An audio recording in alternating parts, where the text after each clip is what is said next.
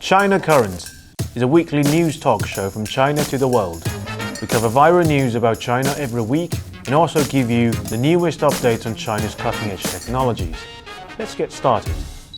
Welcome to China Current, your weekly news report on the latest developments in China. I'm Chris, and in this episode, Nvidia CEO visited Beijing. China developed the world's smallest terrestrial aerial micro-robot. China launches nuclear cooperation with Saudi Arabia. First, welcome to Beijing. On April 17th, the chief executive of American chip maker Nvidia visited Beijing, days after the US issued fresh restrictions on sales of the only AI chip that it was still allowed to sell to China. China Central Television said Huang met with Ren Hongbin, the head of China Council for the Promotion of International Trade, where he said hopes to continue to cooperate with China. The Guardian commented there was a surprise visit. However, a report from the Atlantic Council showed that the visit is not so surprising to industry insiders, as China is challenging the United States in a field of artificial intelligence through cooperation with the Global South. And Nvidia, the world's largest supplier of AI training chips, cannot refuse to gain profit in this competition. First, advanced information and communication technologies such as 5G, which are led by China, are being used on an increasingly large scale in the Global South, which will be crucial in the future AI competition. The report points out that AI is fundamentally built on top of ICT technologies. AI models are trained using specialized servers with advanced computing capabilities. Governments and enterprises that want to deploy models tailored to certain use cases must fine-tune models on data stored in data centers. Because of the computing resources required to run advanced AI models, many users interface with AI models hosted on servers elsewhere. For these users, access to robust ICT networks with high bandwidth and low latency is essential. Governments interested in deploying AI-enabled technology may have also data security concerns, preferring to store and process sensitive data in-country. Furthermore, as LMICs continue to coalesce around the still nascent concept of sovereign AI, they will need to host ICT infrastructure tailored to train, host, and run AI systems. Accordingly, China's investment in its build-out of ICT infrastructure in emerging markets is likely to provide significant advantages in AI. Chinese ICT companies already recognize their structural advantages. Huawei has indicated that it sees AI as an enormous market opportunity in the Global South. The company has already integrated AI-enabled systems into existing ICT products, including the e-government services, smart city technologies, and cloud network offerings. ZTE is also incorporating AI systems into its offerings. In 2024, the company launched an all-in-one, out-of-the-box AI computing system that purports to minimize training and inference costs. Many countries have determined that the potential benefits of Chinese ICT and AI-enabled systems outweigh any potential security risks.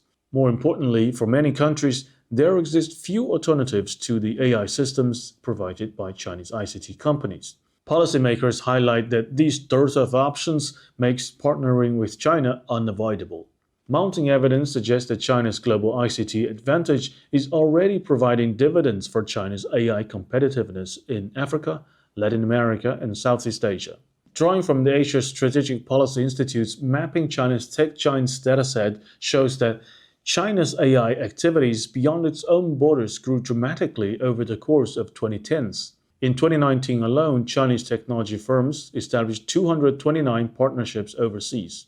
Just under 360 of these AI-related projects were undertaken by Huawei and ZTE, accounting for nearly 40% of the total AI-related projects in Asia, Latin America, Africa, and Middle East, demonstrating the continuity between ICT deployments and AI technologies.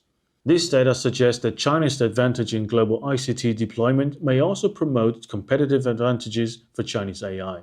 Second, China's open source and accessible AI development direction is the future. The report highlights that China's top AI companies, including DeepSeek, Alibaba, and Baidu, have released open source models. Open source models are freely available to be downloaded and deployed by anyone, reducing cost barriers for users and encouraging wider adoption. As of April 2025, Chinese developed open models score higher than open source models developed by American and European companies in various performance metrics for measuring AI capabilities, such as AIME 2024 and SWE Bench Verified. Compared to expensive US models, open sourced and lightweight models are especially attractive for adoption in the Global South. Open models can be deployed on edge computing servers located closer to end users, whereas inference on closed models must be run on specific data centers controlled and managed by a model developer. For example, all of OpenAI servers are currently based in the United States, resulting in an increased latency for users based elsewhere. Lightweight models require fewer compute resources to run, enabling adoption in resource-constrained environments. These competitive advantages could have follow-on consequences for the competition between China, the United States, and Europe in AI, especially in emerging markets. Industry leaders, including Sam Altman, have cited the importance of the AI flywheel effect, in which the users of a certain model generate usage data that can be used to improve its capabilities, which consequently attract new users. This positive feedback loop can help to reinforce and lock in the advantage of certain AI models, absent other disruptions. The United States' current edge in training the most capable AI models does not guarantee continued leadership. Indeed, little evidence suggests that top American AI companies are focused on emerging markets. In contrast, Chinese companies with long-standing operation in LMICs like Huawei and ZTE have promulgated plans to expand their AI-enabled offerings worldwide.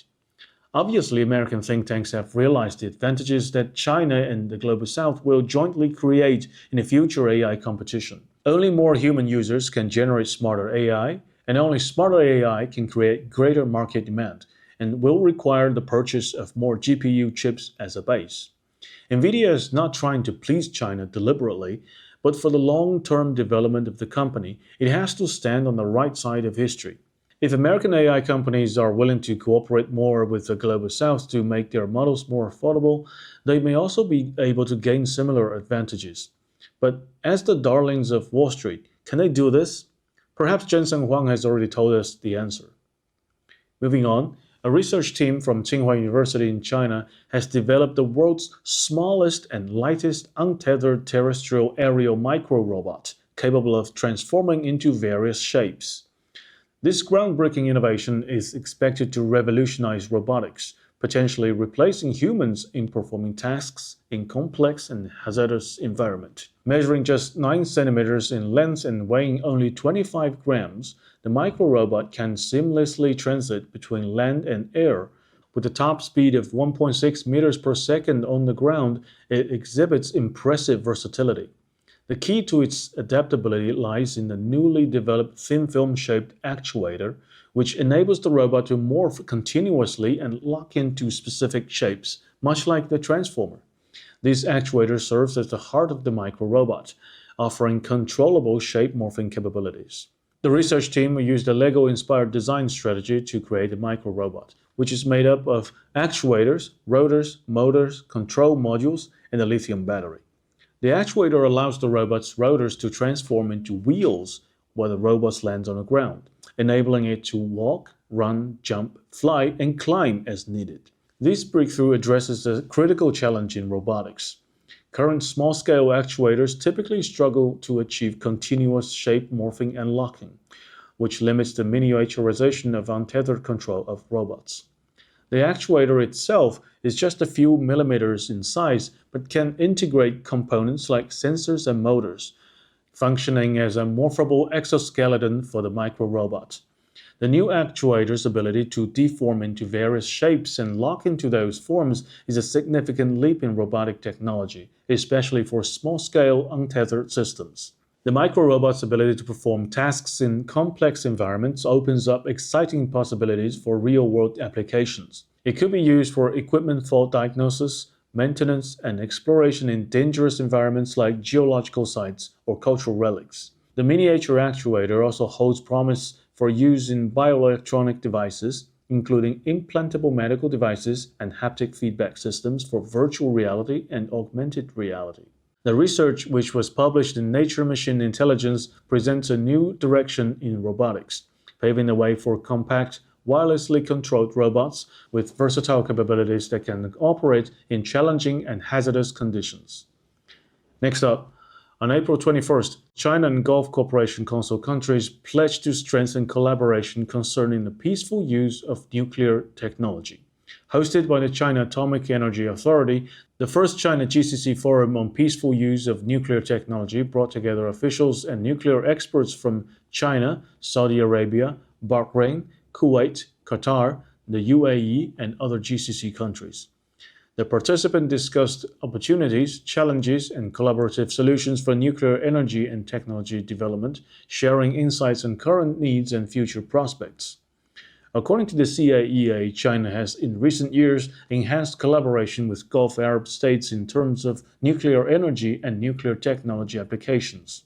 In the nuclear energy sector, China and the UAE signed an intergovernmental agreement on cooperation in the peaceful use of nuclear energy, advancing partnerships in reactor operation, fuel supply, and personnel training.